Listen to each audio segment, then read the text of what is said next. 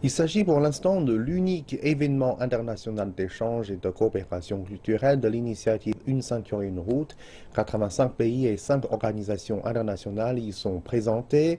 Notre journaliste Ma Jiaying s'est rendu sur place et a eu l'occasion d'interviewer l'ambassadeur de France. Bonjour, monsieur l'ambassadeur. Bonjour. Je sais que c'est votre deuxième fois que vous venez à Dunhuang. Pouvez-vous nous dire d'abord à nos téléspectateurs comment avez-vous trouvé Dunhuang comme endroit? Quelles sont les choses qui vous impressionnent le plus ici? Dunhuang, c'est un endroit très spécial parce que quand on arrive à Dunhuang, on est surpris, on ne s'attend pas à ce qu'on va voir. Il y a ce contact avec le désert, et pourtant on est encore en dehors du désert. Il y a l'oasis, il y a le lac, il y a les dunes. C'est donc un contraste géographique, un contraste géologique qui surprend. Et quand on regarde Dunhuang, quand on va dans les grottes, quand on visite, on voit qu'on est vraiment à un carrefour où plusieurs mondes, depuis des millénaires, se sont rencontrés. Et c'est ça qui vous fascine le plus.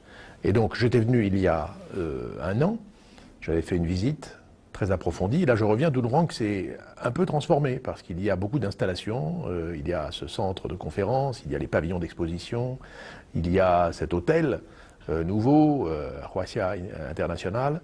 Il y a donc un dynamisme de Dunhuang qui montre bien que Dunhuang reprend sa place dans les routes de la soie.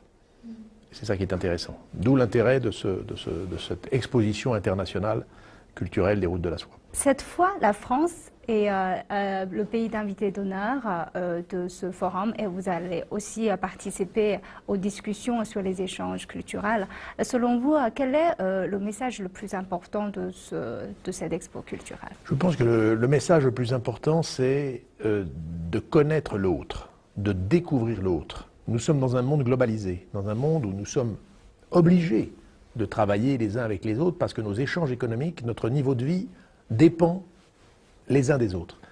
Mais ce n'est pas suffisant. Il faut donner une âme à tout cela, il faut donner une réalité. Et la réalité, ce sont les... Quand on parle des hommes et des femmes dans un pays, ça veut dire qu'il y a une culture derrière. Et de ce point de vue, la Chine, grand pays de culture, joue ce rôle d'apporter une culture dans les échanges qu'elle entreprend avec le monde. La France aussi est un grand pays de culture, et donc cette rencontre des cultures avec d'autres pays aussi, eh bien, en fait un événement exceptionnel. Et voyez-vous déjà des opportunités offertes par ce projet-là à la relation entre la Chine et la France? Oui, je pense qu'il y a un certain nombre de pays dans lesquels nous avons dans le domaine de l'énergie des projets, dans le domaine des transports, dans le domaine de l'éducation et de la santé. Nous avons des projets communs que nous pouvons développer sous forme de partenariat en pays tiers, qui est aussi une grande idée, lancée l'année dernière par le Premier ministre Li Keqiang dans sa visite en France. Il y a une publication, il y a un communiqué qui a été publié avec le Premier ministre français, et l'idée c'est d'avoir ce type de partenariat. On avait parlé de l'Afrique, mais dans toute cette zone des routes de la soie terrestre, il y a évidemment des opportunités. Mais vous savez, les routes de la soie, c'est un projet de très long terme. C'est une affaire qui va prendre beaucoup de temps. Déjà, il faut entrer dans des partenariats, il faut les définir, il faut les financer, il faut les développer, il faut les entretenir. Et c'est une affaire qui, je dirais, bouleverse un peu la carte du monde. Parce que les mondes asiatiques, européens, centra-asiatiques sont très, très fragmentés, très séparés. La route de la soie, elle relie tous ces mondes. Et quand on se relie, il faut apprendre à se connaître.